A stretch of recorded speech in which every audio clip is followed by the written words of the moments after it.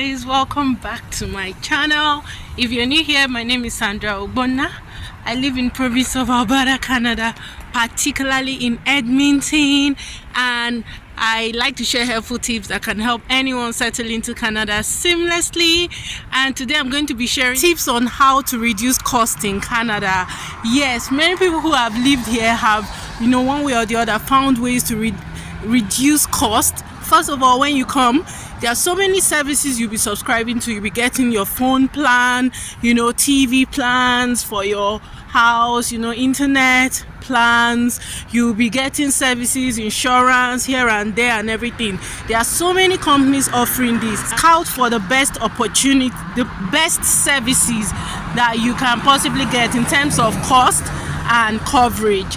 Now, what it is if you finally decide on a particular company you want, many companies actually have incentives they give newcomers. Like, you can see that some of them will give discounts to newcomers for like months, maybe 6 months, 3 months, for some 24 months, for some is 1 year, so that you can be happy with their services. And even at the end, towards the end of your plan, you can call them back and be like, oh, my plan which I subscribed to about a year ago is coming to an end. What can you do for me? You want something better in terms of cost and incentives. They typically would have that. Like, the sales team of most companies that I know have like a retaining team where basically they ensure that they retain their customers. They don't want you going to competition. They don't want to their competition. They don't want you, leaving them. So most times take advantage of these. Then when you're trying to, take advantage of, a service, it's important that you also bargain. Guys, these people are very good at bargaining. Like, yeah, you can be like, oh, this is good, but what else do you have to offer, or what would reduce my cost? Did you get? And they'll give you options. Like, first of all, the first thing I've learned about sales in this Canada, like, they are very, very skilled. You want a service, they'll give you the service, but it's also important to them too that they also make money.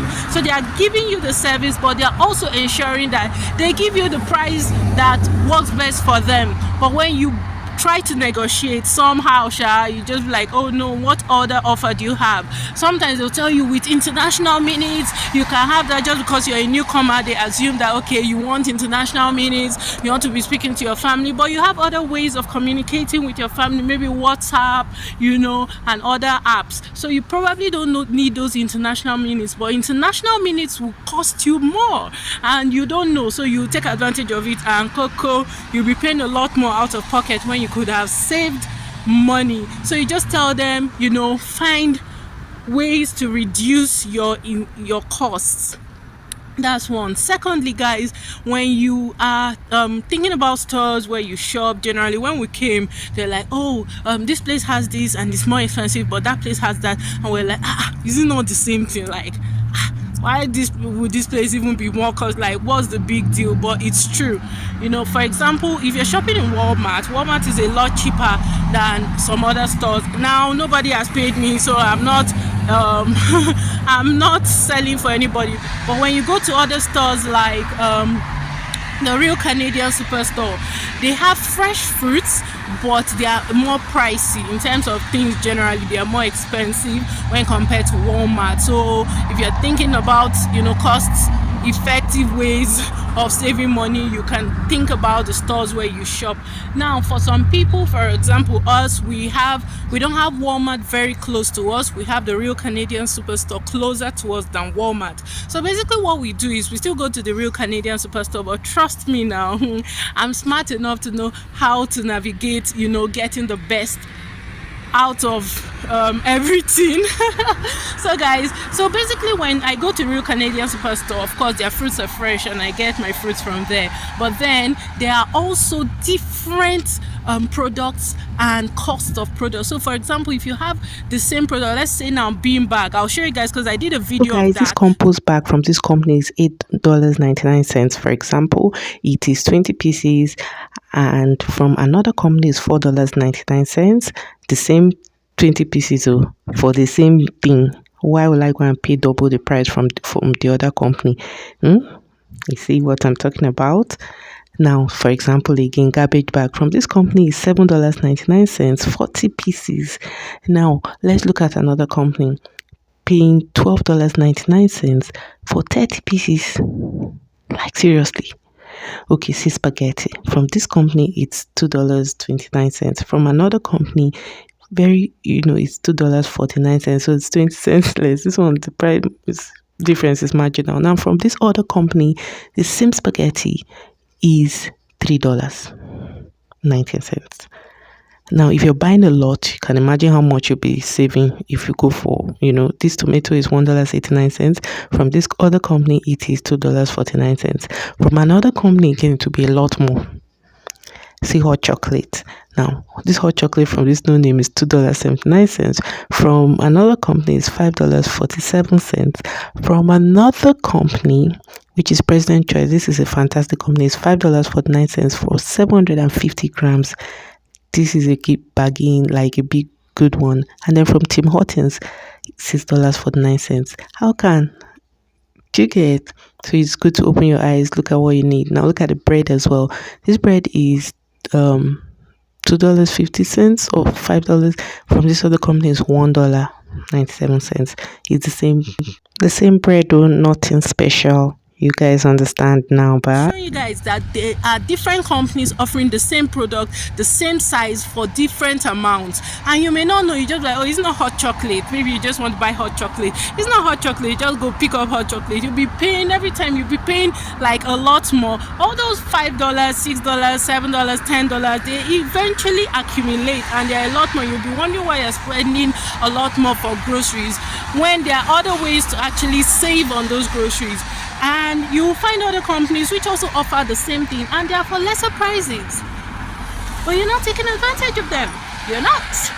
So basically, these are some examples. These are my experiences, and these are information that I have gotten from other people when we came, and that I have actually even practicalized, and they have actually paid off. Some one other tip that I have, which has actually been beneficial to me, was using the points card.